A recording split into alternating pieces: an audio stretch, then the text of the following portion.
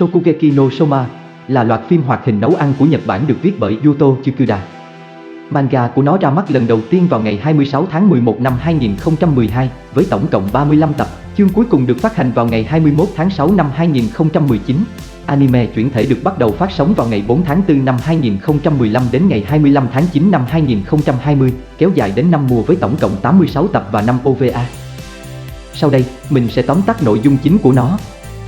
Trong một khu mua sắm nhỏ tại Nhật Bản, có một nhà hàng nhỏ tên là Yukihira. Tại đây, chúng ta gặp Yukihira Soma, con trai của chủ nhà hàng, tên anh ta là Yukihira Yoichiro. Yoichiro là người đã huấn luyện cậu con trai theo phong cách nấu ăn của riêng mình, phong cách Yukihira. Soma luôn cố gắng một ngày nào đó có thể vượt qua cha mình trong việc nấu ăn. Tuy nhiên, tính đến đầu câu chuyện, cậu đã thua 489 lần trong các cuộc đối đầu.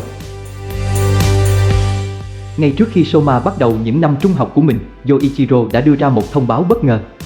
Anh ta quyết định đóng cửa nhà hàng Yukihira trong 3 năm để có thể làm việc tại nước ngoài và đề nghị Soma theo học tại Học viện ẩm thực Tochiki để trau dồi thêm kỹ năng nấu nướng của mình.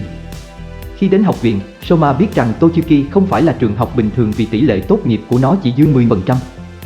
Khi Soma làm bài kiểm tra đầu vào, cậu gặp những ứng viên đầy triển vọng khác, những người này coi thường vì cậu xuất thân từ một nhà hàng nhỏ và không có tên tuổi.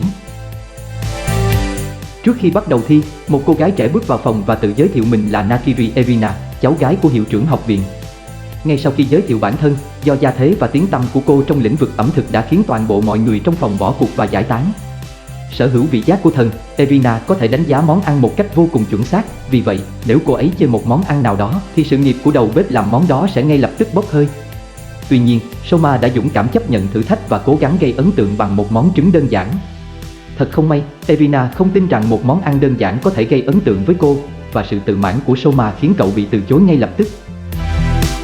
Tại buổi lễ khai giảng mùa xuân của Học viện Tochiki khóa 92, hiệu trưởng học viện, Senjaemon Nakiri, đã phát biểu chào mừng thế hệ thứ 92 nhập học. Ông cũng tuyên bố rằng trong số 1.000 học viên hiện tại, số người tốt nghiệp sẽ ít hơn 10 người. Trước khi kết thúc buổi lễ, Senjaemon giới thiệu học sinh duy nhất vượt qua kỳ thi tuyển sinh vào học viện, đó chính là Soma. Soma và Erina không hề hay biết, Senjaemon đã đích thân nhận Soma vào học viện chỉ sau một lần ăn thử món ăn thi đầu vào của cậu ấy. Soma giới thiệu bản thân với toàn bộ học viên và mạnh dạn tuyên bố rằng cậu sẽ sử dụng họ như những viên gạch lót đường trên con đường trở thành số 1 tại học viện. Điều này khiến các học viên khác vô cùng tức giận và họ muốn hạ gục Soma để chấm dứt sự ngông cuồng của cậu. Là một manga về nấu ăn, Shokugeki no Soma tập trung nhiều vào các kỹ thuật nấu ăn trong thế giới thực từ khắp nơi trên thế giới và các món ăn hoàn toàn có thật từ các nền ẩm thực khác nhau. Đồng thời truyện cũng có kết hợp những yếu tố kịch tính và hài hước.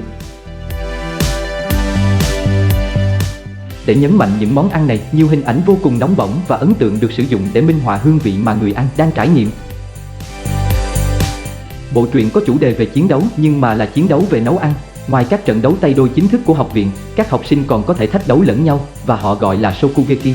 Ngoài ra, trong các tiết học, học viên cũng phải nấu các món ăn theo chủ đề để hoàn thành bài tập hoặc vượt qua được môn học đó. Cốt truyện chủ yếu xoay quanh cuộc hành trình của Soma tại Tochiki khi cậu liên tục bị thách thức bởi các học viên khác. Các đối thủ với tiếng tăm lừng lẫy của riêng mình và các thử thách sau, tất nhiên, đều khó hơn lần trước. Không một ai chịu lùi bước trước thử thách. Tài nấu ăn của Soma được đẩy đến giới hạn khi cậu không ngừng cải tiến và đổi mới kỹ thuật của mình. Trong khi Soma được chú ý do là nhân vật chính, thì các nhân vật phụ cũng có được sự phát triển của cá nhân họ xuyên suốt cốt truyện. Đáng chú ý nhất là Megumi Tadokoro, đối tác chính của Soma trong suốt bộ truyện. Cô là người đã nhận được nhiều sự chú ý nhất ngoài Soma. Điều quan trọng cần lưu ý là mọi người nên thận trọng nếu chọn xem bộ manga và anime này, do đây là một bộ anime có phần ecchi.